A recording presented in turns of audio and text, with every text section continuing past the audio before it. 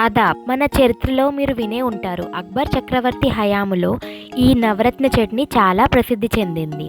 నవరత్న అంటే మన ఆభరణాలలో 9 రకాల రత్నాలు ఎలా ఉంటాయో అదే విధముగా ఈ నవరత్న చట్నీలో కూడా 9 రకాల పదార్థాలతో తయారు చేస్తారు.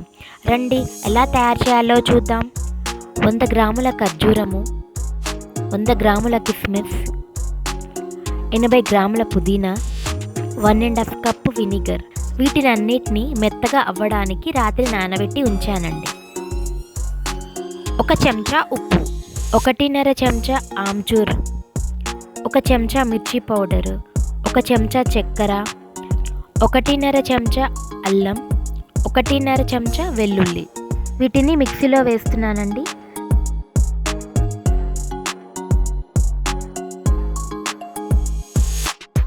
దీంతో పాటు రాత్రి నానబెట్టిన మిశ్రమాన్ని కూడా వేసి మెత్తగా గ్రైండ్ చేసుకోవాలండి. ఇది చాలా ఆరోగ్యకరమైన చట్నీ. వీటిలో పుష్కలంగా వైటమిన్స్, మినరల్స్ ఉన్నాయి. పుదీనా మన జీర్ణశక్తికి చాలా ఉపయోగపడుతుంది. ఈ పేస్ట్ని ఒక బౌల్లో వేసుకోవాలండి. చూడండి ఎంత చక్కగా మెత్తగా గ్రైండ్ అయ్యిందో. మన నవరత్న చట్నీ రెడీ. దీని టేస్ట్ కట్మిట్లా ఉంటుందండి. పుదీనా ఫ్లేవర్, ఖర్జూరం కిస్మిస్ ఒక తీపి. ఈ చట్నీని మీరు తప్పకుండా తయారు చేసి టేస్ట్ చేయాలండి. దీని టేస్ట్ చాలా అమోఘంగా ఉంటుంది. మీరు గమనించారండి, వీటిలో దేని కూడా మనం కుక్ చేయలేదండి, అన్నీ పచ్చిగా వాడామండి. దీంట్లో వినిగర్ వాడాం కాబట్టి దీన్ని ఎక్కువ రోజులు నిల్వ ఉంచుకోవచ్చండి.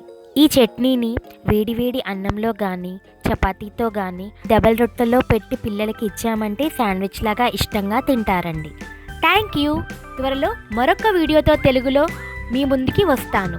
Please like, share and subscribe to Shalu's Hyderabadi Pakwan. Bye.